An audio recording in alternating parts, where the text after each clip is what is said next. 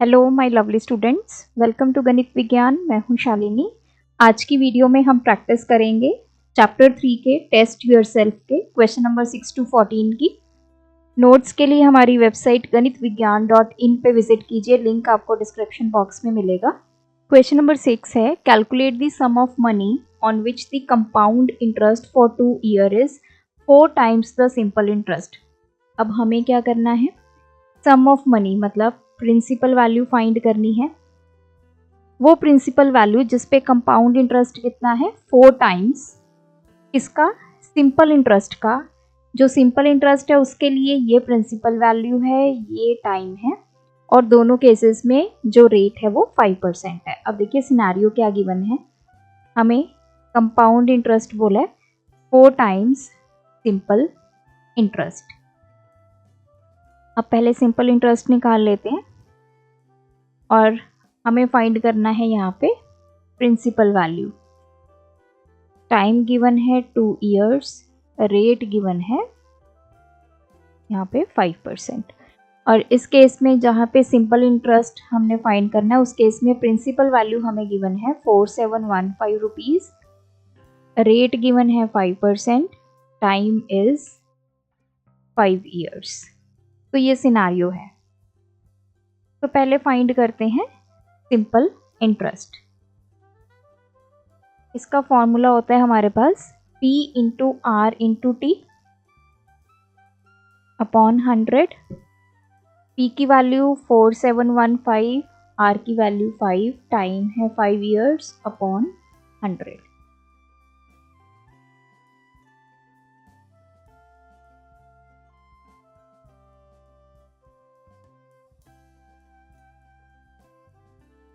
Simple interest हमारे पास आ गया 1178.75 रुपीज़। अब आते हैं यहाँ पे कंपाउंड इंटरेस्ट किसके इक्वल गिवन है 4 टाइम्स सिंपल इंटरेस्ट। तो 4 इंटू 1178.75, तो कंपाउंड इंटरेस्ट हमारे पास आ गया 4715 rupees. This is the compound interest. अब कंपाउंड इंटरेस्ट आ गया, we have to find the principal value. तो कंपाउंड इंटरेस्ट का formula P 1 plus R upon 100 की पावर n माइनस 1।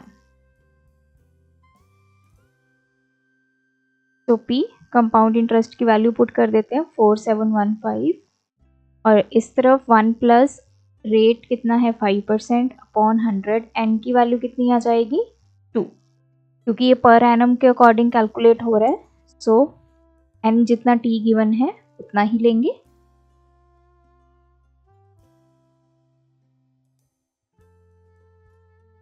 तो ये आ गया 1 प्लस 1 अपॉन 20 का स्क्वायर माइनस 1।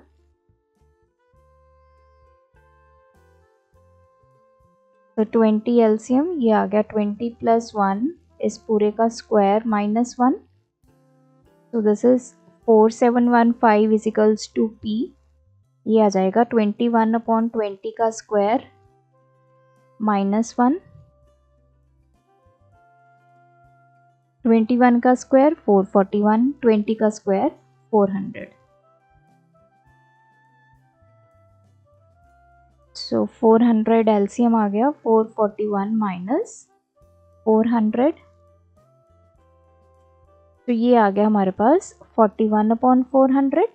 तो यहाँ से P कितना आ जाएगा 4715, ये 400 इधर जाके मल्टीप्लाई हो जाएगा और 41 डिवाइड में चला गया।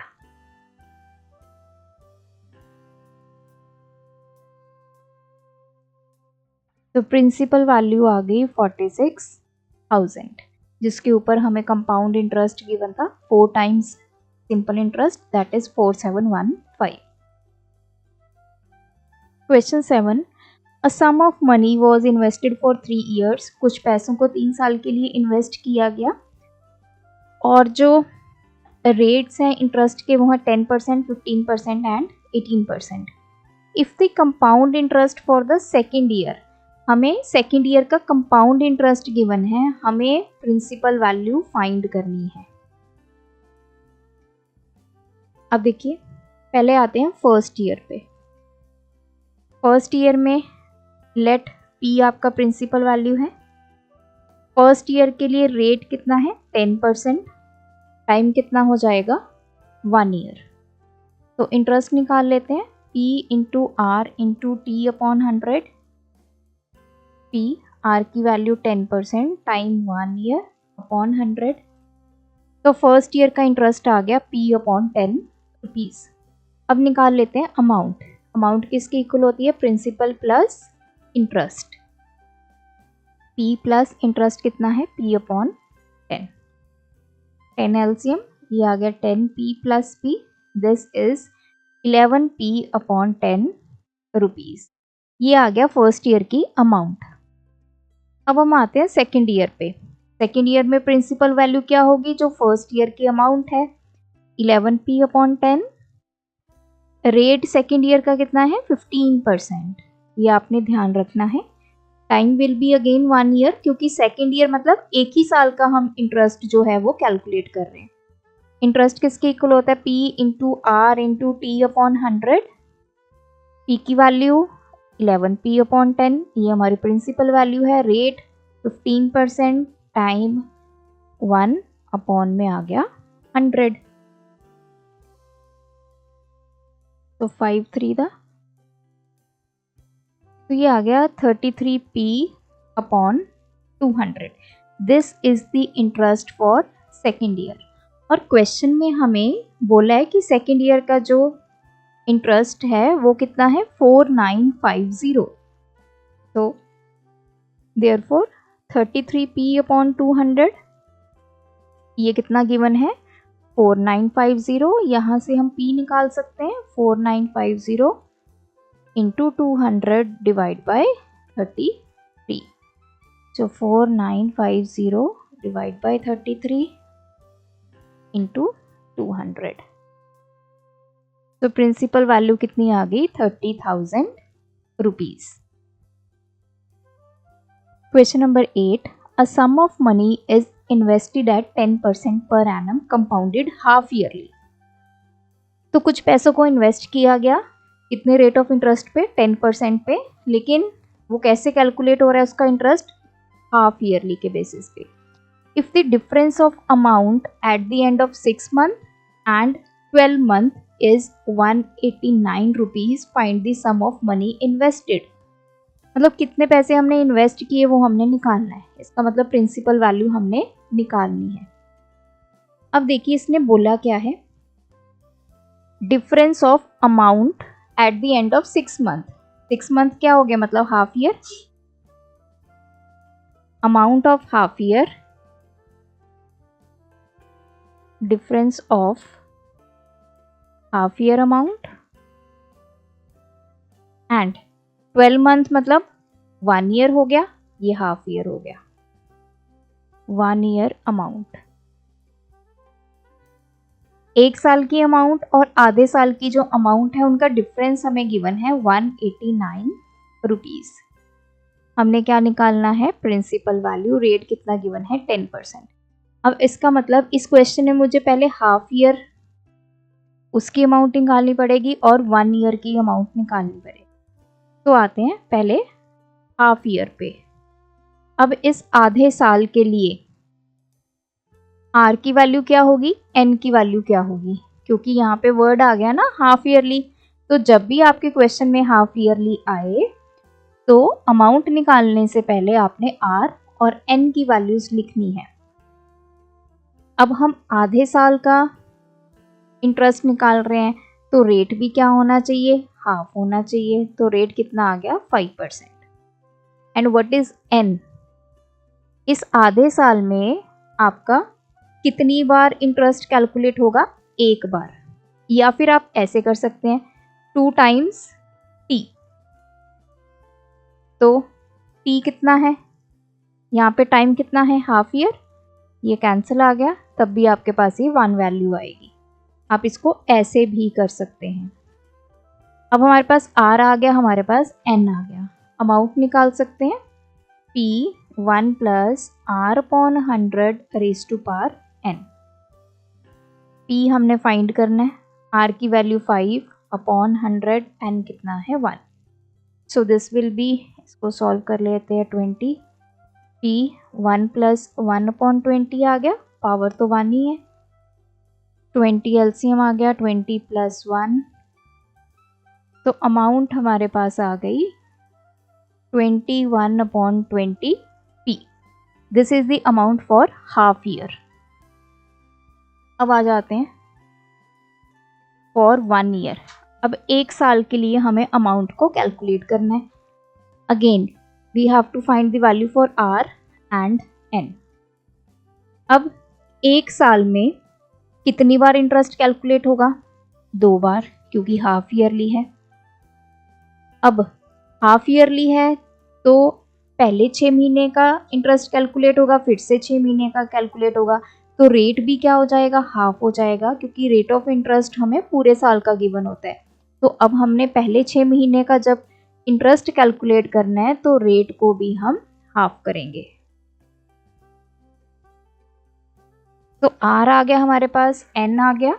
नाउ अमाउंट किसके इक्वल होता है? p 1 + r/100 की पावर n।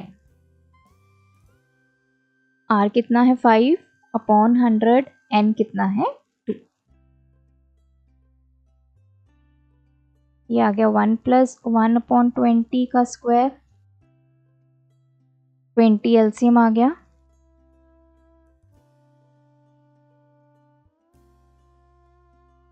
सो इसका स्क्वायर आ गया 441, 20 का स्क्वायर आ गया 400 इंटू, तो ये अमाउंट आ गई हमारे पास 1 साल की, ये आ गई आधे साल की। अब क्वेश्चन में क्या गिवन था कि इन दोनों का जो डिफरेंस है वो कितना है? 189। ऑब्वियसली हमें पता है कि जो 1 ईयर की अमाउंट होगी that will be greater than the amount of half year. तो मैं क्या करूँगी? 441p/400, जो 1 साल की अमाउंट है उसमें से जो आधे साल की अमाउंट अगर हम सब्ट्रैक्ट करेंगे, वी गॉट 189 रुपीज़।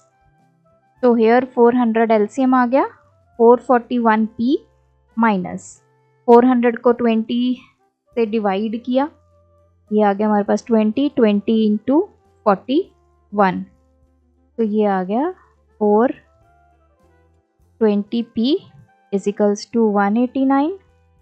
इसको सब्ट्रैक्ट करके आ गया 21p/400 इजिकल्स टू 189। तो p की वैल्यू कितनी आ गई? 189 इंटू 400 डिवाइड बाय 21। ये आ गया हमारे पास 9 पे चला गया, 3600। तो प्रिंसिपल वैल्यू कितनी आ गई? 3600। Question number 9, Rohit borrows 86,000 from Arun for 2 years at 5% per annum simple interest। Rohit ने अरुण से इतने रुपए उधार ले लिए 2 साल के लिए 5% रेट पे, और कौन सा इंटरेस्ट लग रहा है? Simple. He immediately lend out this money to Akshay. साथ ही में उसने क्या किया? जैसे उसने ये पैसे बोरो किए अरुण से, उसने अक्षय को दे दिए, लेकिन अक्षय को उसने कंपाउंड इंटरेस्ट पे दिए। रेट सेम है, टाइम पीरियड सेम है, लेकिन सिर्फ क्या है, यहाँ पे सिंपल इंटरेस्ट से पैसे लिए और कंपाउंड इंटरेस्ट पे पैसे दे दिए। अब हमें बताना है कि रोहित को कितना प्रॉफिट हुआ होगा इस पूरी ट्रांजैक्शन में eight the end of 2 years। तो चलिए पहले ये देखते हैं कि रोहित ने जो अरुण से पैसे लिए उस पे उसको कितना इंटरेस्ट लगता है। हम यहाँ पे रोहित एंड अरुण ये वाला केस पहले डिस्कस करते हैं। यहाँ पे प्रिंसिपल वैल्यू क्या है? 86,000, रेट कितना है? 5%, टाइम कितना है? 2 years। तो सिंपल इंटरेस्ट कैलकुलेट करेंगे, P into R into T upon 100।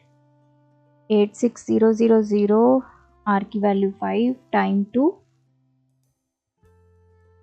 तो 5 to 10, तो ये हो गया 8600 रुपीज़।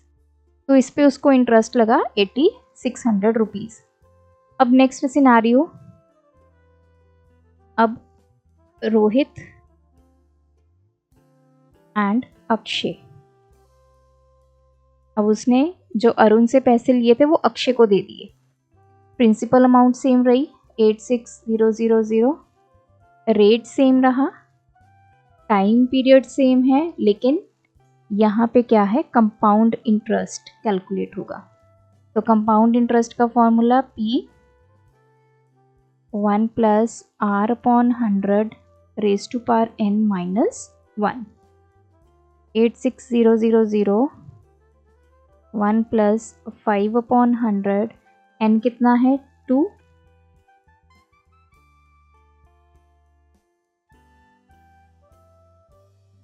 तो ये आ गया 1 + 1/20 का स्क्वायर -1,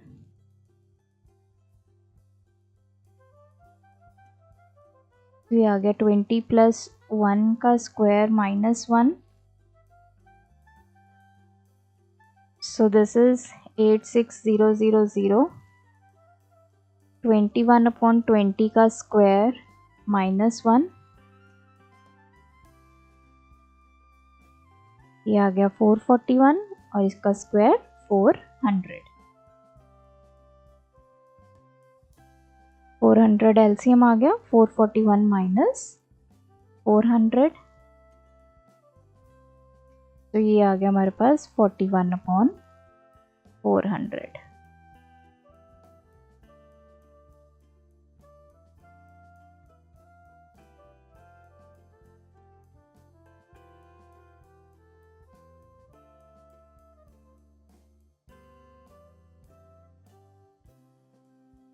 तो ये आ गया हमारे पास कंपाउंड इंटरेस्ट जो रोहित को मिलेगा, मतलब इतना इंटरेस्ट वो लेगा। अब हमें पूछा है कि उसको कितना प्रॉफिट हुआ। अब रोहित का प्रॉफिट निकालना है हमने।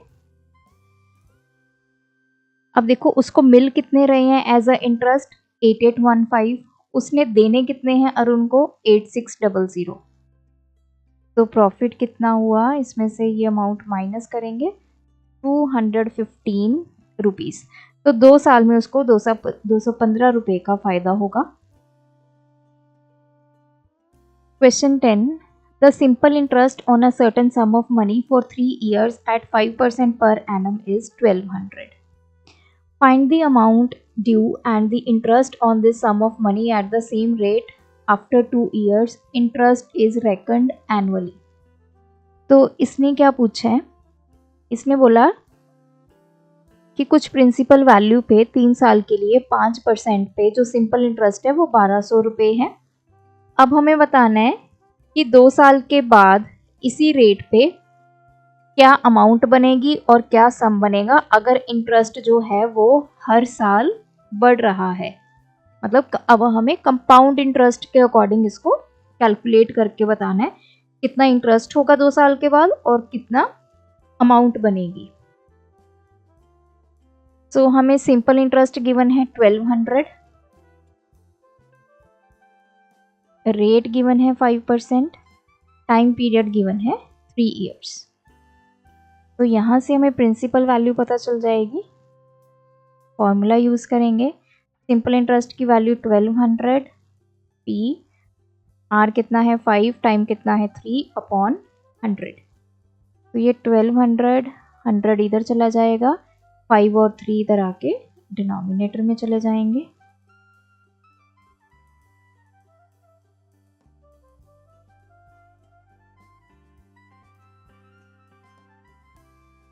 पी की वैल्यू आ गई हमारे पास 8000 रुपीज़। नाउ अब हमें क्या पूछे, अब पी आ गया, रेट सेम है 5%, टाइम कितना है 2 years। अब हम निकाल लेते हैं इन 2 सालों के बाद क्या अमाउंट होगी और इंटरेस्ट भी हमने निकालना है। तो अमाउंट निकाल लेते हैं, P 1 + R/100 की पावर n। R कितना है 5/100, n कितना है 2। ये आ गया 8000, 1 + 1/20 का स्क्वायर, 20 एलसीएम, ये 20 + 1 का स्क्वायर,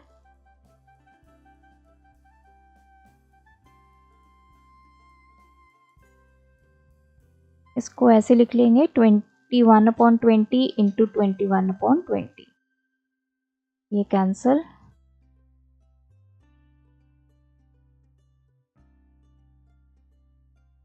तो ये हो गया 441 इंटू 20।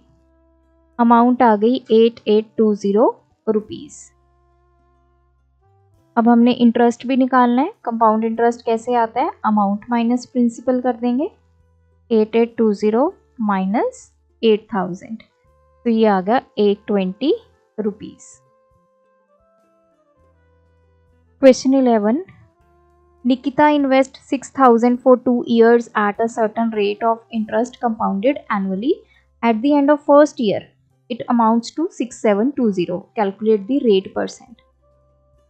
तो क्या बोला है कि निकिता ने इन्वेस्ट कितने किए, 6000, मतलब ये हमारी प्रिंसिपल वैल्यू, कितने टाइम के लिए, 2 ईयर के लिए, रेट हमें नहीं पता, ये हमने कैलकुलेट करना है, और 1 साल के बाद वो कितनी अमाउंट बन गई, 6720 रुपीज़। अब देखिए फर्स्ट ईयर में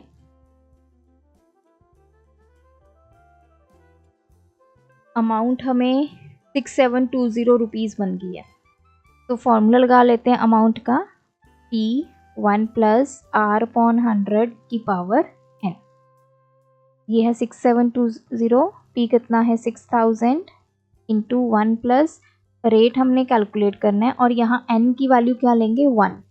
क्यों 1 लेंगे, क्योंकि 1 साल की बात हो रही है सिर्फ, ये वैल्यू, ये अमाउंट 1 साल में बनी है, तो 1 साल में कितनी बार इंटरेस्ट कैलकुलेट होगा, 1 बार, तो यहाँ पे n की वैल्यू 1।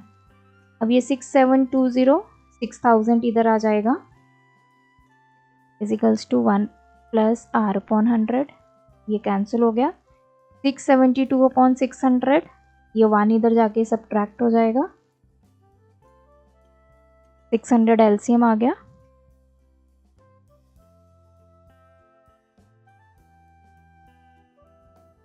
तो ये आ गया 72/600 इजिकल्स टू R/100, तो R कितना आ जाएगा, 72/600 इंटू 100,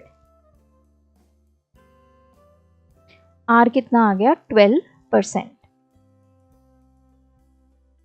अब नेक्स्ट इसने क्या बोला, the amount at the end of second year, second year के एंड में क्या अमाउंट होगी।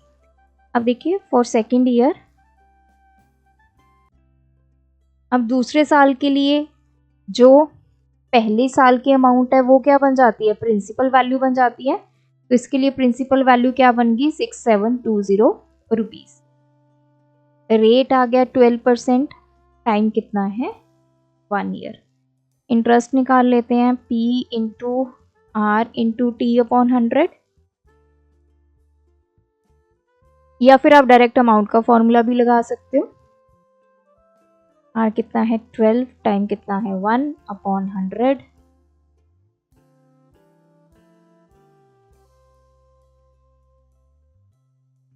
तो ये आ गया 806.4 रुपीज़ इंटरेस्ट आ गया। अमाउंट निकालना है, that is principal plus interest, 6720 plus 806.4,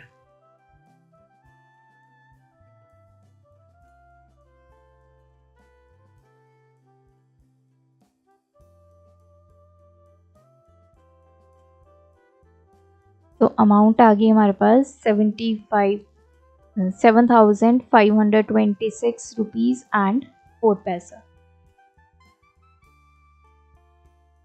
Question 12. A certain sum of money invested at compound interest triples itself in 8 years.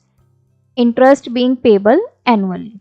In how many years will it be 81 times? मतलब कुछ हमारे पास principal value है जिसको हमने invest किया और वो 8 साल के बाद क्या हो गई, ट्रिपल, मतलब उसकी अमाउंट कितनी बन गई, 3 टाइम्स प्रिंसिपल वैल्यू। ट्रिपल का मतलब यही है 3 गुना हो गई वो। अगर हमने इन्वेस्ट P रुपीज़ किए हैं तो 8 साल के वो बाद वो कितने हो गए, 3P। अब इसमें पूछा क्या है, इन हाउ मेनी ईयर्स, कितने साल में वो 81 टाइम्स हो जाएगी, मतलब अमाउंट कितनी बन जाएगी, 81 टाइम्स P। तो हमने इसका टाइम पीरियड जो है वो कैलकुलेट करना है।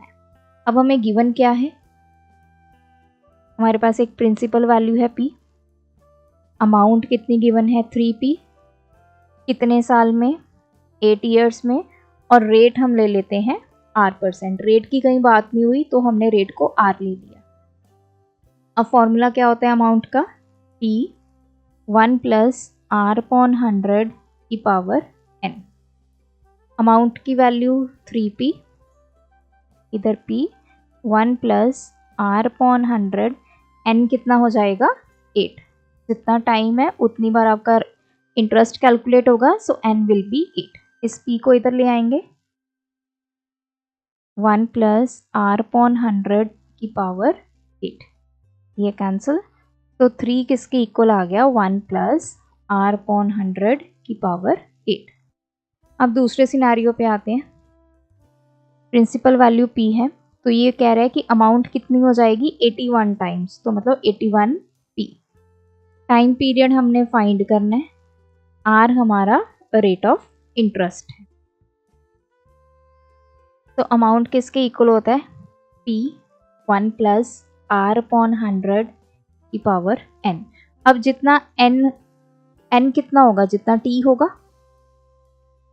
तो यहाँ पे अमाउंट कितना है 81P, इधर P 1 + R/100, या तो n ले लीजिए यहाँ पे, यहाँ t ले लीजिए, दोनों एक ही वैल्यू आएगी, तो n ही ले लेते हैं चलिए। तो ये 81P, ये P इधर आके डिवाइड में चला गया, ये कैंसिल, ये आ गया 81 = 1 + R/100 की पावर n। अब देखिए एक आपके पास ये इक्वेशन है, एक ये है। अब इनको सॉल्व कैसे करना है, अब ये 3 = ये वैल्यू है, इधर 81 = ये वैल्यू। अब 81 किसके इक्वल होता है, 81 को मैं क्या लिख सकती हूँ, 9 × 9 ऐसे लिख सकते हैं। 9 को क्या लिख सकती हूँ, 3 × 3, और इस 9 को भी क्या लिख सकती हूँ, 3 × 3, मतलब 81 को हम 3 की पावर 4 लिख सकते हैं। अब इधर देखो 3 किसके इक्वल है, 1 + R/100 की पावर 8 के इक्वल है, और इधर भी मेरे पास 3 है, तो जहाँ पे ये 3 है वहाँ पे मैं ये वैल्यू पुट कर देती हूँ। तो इसको लिख लेते हैं फ्रॉम, इसको इक्वेशन 1 ले लेते हैं। इक्वेशन 1, 3 किसके इक्वल है, 1 + R/100 की पावर 8, तो 3 की जगह मैंने क्या लिख दिया, 1 + R/100 की पावर 8, और इस पूरे की पावर क्या आ जाएगी 4, 3 की पावर 4 है ना, सिर्फ 3 की जगह हमने ये वैल्यू लिखी, ऊपर पावर 4 तो रहेगी। इधर क्या है, 1 + R/100 की पावर n, ये वैल्यू इधर आ गई। अब इसको सॉल्व करते हैं, 4 × 8 32 = 1 + R/100 की पावर n। अब देखो बेस दोनों तरफ क्या आ गए, सेम आ गए। अगर बेस हमारे सेम आ जाते हैं या इक्वल आ जाते हैं, पावर्स भी क्या हो जाती है, इक्वल, तो n की वैल्यू कितनी आ गई 32। अगर n 32 है, इट मीन्स टाइम भी कितना आ गया 32 ईयर्स। तो 32 ईयर्स लग जाएंगे उस वैल्यू को 81 टाइम्स होने में।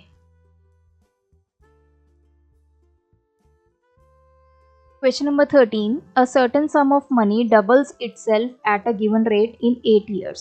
सेम वैसा ही क्वेश्चन है।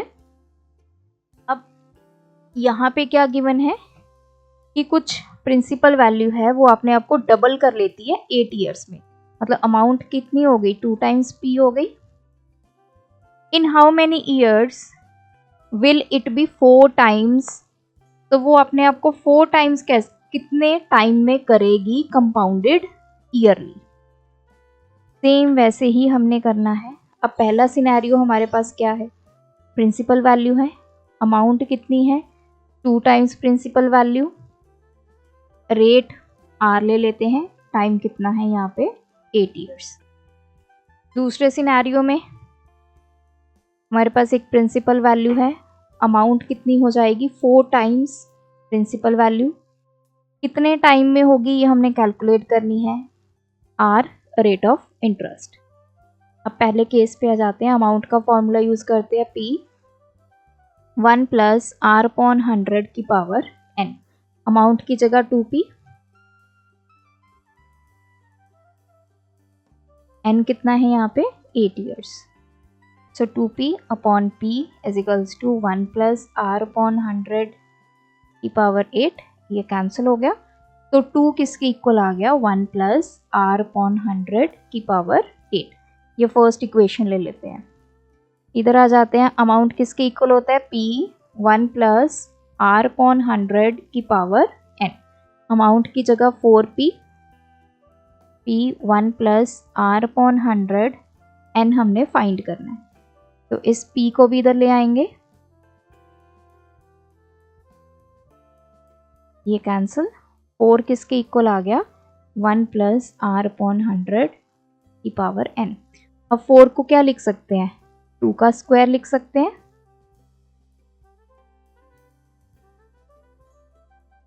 अब इक्वेशन 1 से हमारे पास 2 किसके इक्वल है, इस वैल्यू के इक्वल है, तो हम 2 की जगह क्या लिखेंगे 1 प्लस आर अपॉन 100 की पावर 8। और ये जो ऊपर स्क्वायर है ये तो रहेगा इस पूरे का square, is equals to 1 plus R upon 100 की पावर n। तो इधर क्या आ जाएगा 1 प्लस आर अपॉन 100 की पावर। अब दो पावर्स ऐसे होती हैं तो ये मल्टीप्लाई हो जाती हैं, 8 into 2 16 is equals to 1 plus R upon 100 की पावर n। अब देखिए दोनों में हमारा बेस सेम आ गया दोनों साइड पे, तो पावर्स भी क्या हो जाएंगी इक्वल, देयरफॉर n कितना आ गया 16, तो टाइम भी हमारा कितना आ गया 16 ईयर्स।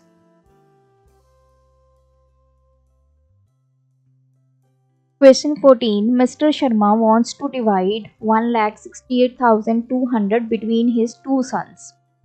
अब मिस्टर शर्मा ने इतने पैसे डिवाइड करने हैं अपने दो बच्चों के बीच में। एक लड़का है 16 ईयर्स का और दूसरा है 18 ईयर्स का। इन सच अ वे, इस तरह डिवाइड करने हैं दैट द सम इन्वेस्टेड, जो भी अमाउंट वो इन्वेस्ट करेंगे 5% रेट ऑफ इंटरेस्ट पे compounded annually, will give the same amount to each when they attain the age of 21। कि जब वो बच्चे दोनों 21 साल के होंगे तो उनको जो अमाउंट मिलेगी वो दोनों को सेम मिले। एक लड़का 16 इयर्स का है, एक 18 इयर्स का है, तो मिस्टर शर्मा ने 1,68,200 रुपीज़ डिवाइड करने हैं 5% रेट ऑफ इंटरेस्ट पे।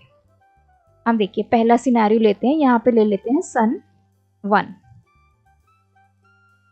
Late money invested. अब पहले बच्चे को मान लीजिए उन्होंने x रुपीज दे दिए, कितने रेट ऑफ इंटरेस्ट पे 5% पे इसको इंटरेस्ट लगेगा। अब कितने टाइम पीरियड के लिए लगेगा वो हमने देखना है। अब उसने क्या बोला है कि जब वो 21 साल के होंगे तब उनको जो अमाउंट मिलेगी वो सेम मिलेगी, तो टोटल कितने टाइम ये पैसा इन्वेस्टेड रहेगा वो हम चेक करते हैं। अब पहला सन जो है वो 16 इयर्स का है, 21 साल में जाकर उसको पैसे मिलेंगे, मतलब टोटल कितना टाइम हो गया 21 माइनस 16 ईयर्स, तो ये टाइम आ गया 5 ईयर्स। अब देख लेते हैं इसको कितनी अमाउंट मिलेगी। P 1 प्लस आर अपॉन 100 की पावर n। प्रिंसिपल वैल्यू क्या है यहाँ पे x, 1 प्लस आर कितना है 5 अपॉन 100, n कितना है, कितने साल के लिए इन्वेस्ट किया 5 साल के लिए, तो n भी क्या होगा 5, क्योंकि कंपाउंडेड एनुअली है, एक साल में एक बार इंटरेस्ट लगेगा।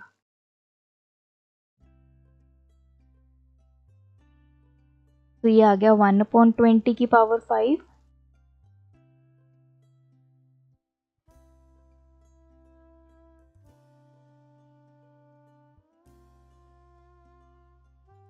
So this is the amount for son 1 after 5 years, जब उसकी एज 21 years हो जाएगी तो उसको इतनी अमाउंट जो है वो मिलेगी। अब दूसरे सिनेरियो पे आते हैं, सेकंड सन के लिए अमाउंट कैलकुलेट करेंगे। सन नंबर 2। अब अगर पहले बच्चे को x रुपीज मिले हैं तो दूसरे को कितने मिलेंगे? That is 1,68,200 minus x। यही होता है ना, सपोज 10 रुपए हैं, हमने 10 रुपए दो बच्चों में डिवाइड करने हैं। पहले बच्चे को मैंने 3 रुपए दे दिए तो दूसरे को कितने मिलेंगे? You will say 10 minus 3 that is 7। In the similar way पहले बच्चे को अगर x रुपीज मिले हैं तो दूसरे को कितने मिलेंगे? जो टोटल है उसमें से x निकाल दो, बाकी जो पैसे हैं वो इस वाले बच्चे को मिल जाएंगे। रेट कितना है? 5%। सेम। अब ये कितने टाइम पीरियड के लिए इन्वेस्ट करेगा? अभी इसकी करंट एज कितनी है? 18। पैसे कब मिलेंगे? जब ये 21 साल का होगा। तो कितना टाइम पीरियड है? 21 माइनस 18 दैट इज 3 ईयर्स। तो इसकी जो अमाउंट है वो 3 साल के लिए इन्वेस्टेड रहेगी। तो अमाउंट पे आ जाते हैं अब, that is equals to P 1 plus R upon 100 की पावर n। P की वैल्यू कितनी है? 168,200 माइनस x, इसको ब्रैकेट में लिख लेते हैं। 1 प्लस R कितना है? 5 अपॉन 100, n कितना है? 3।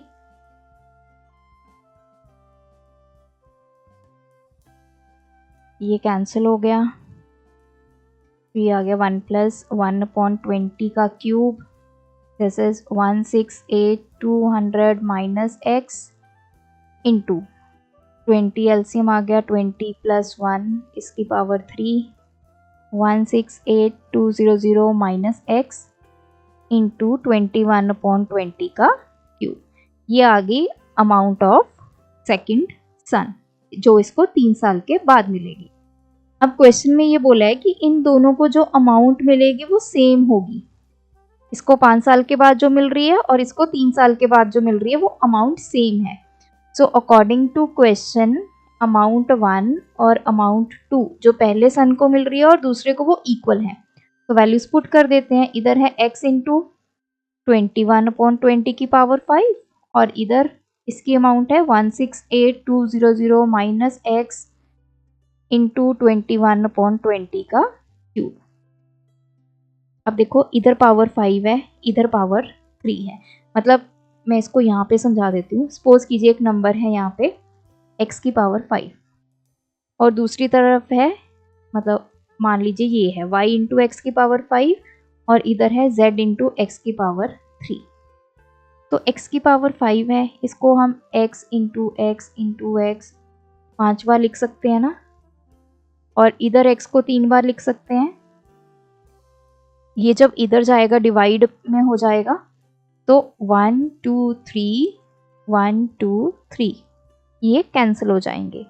तो इधर आ जाएगा, क्या बच जाएगा? y इंटू एक्स स्क्वायर और इधर क्या बच जाएगा? z। In the similar way जब ये इधर जाएगा, इसको ऐसे कर सकते हैं, x इंटू 21 अपॉन 20 की पावर 5, ये वैल्यू मैं इधर ले गई तो डिवाइड में चली जाएगी। 3 इजिकल्स टू 168,200 माइनस x। तो ये 3 है, ये 5 है, तो ये क्या बच गया? 21 अपॉन 20, 5 माइनस 3 हो जाएगा।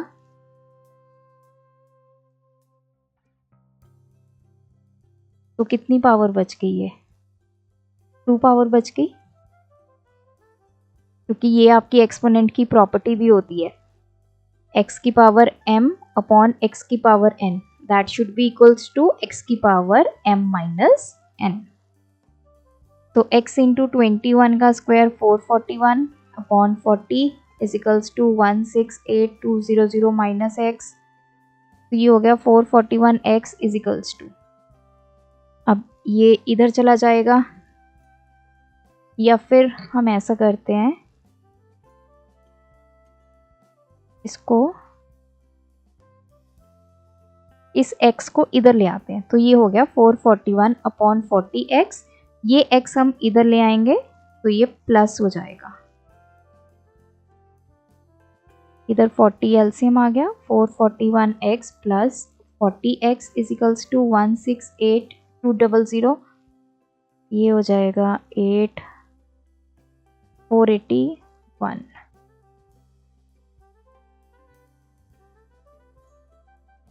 सॉरी इट्स नॉट, ये 400 होगा 20 का स्क्वायर।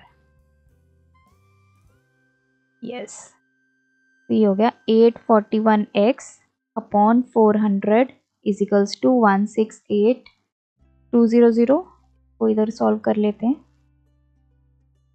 तो x किसके इक्वल आ गया 168200 इंटू 400 डिवाइड बाय 841।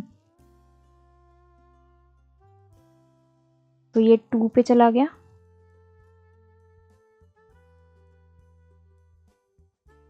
सो हमारे पास x की वैल्यू आ गई 80,000 रुपीज़। मतलब सन 1 को जो पैसे दिए गए थे वो कितने थे 80,000। एंड व्हाट अबाउट सन 2, तो ये भी निकाल लेते हैं। सन 2 को कितने वैल्यू दी गई है 168200। इसमें से हम x की वैल्यू दैट इज 80,000 को सब्ट्रैक्ट कर देंगे।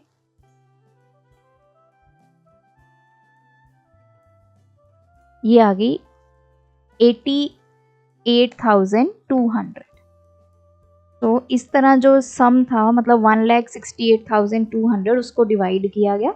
पहले सन को 80,000 और दूसरे को 88,200 दिए गए ताकि जब वो 21 साल के हों तो उनको अमाउंट सेम मिले।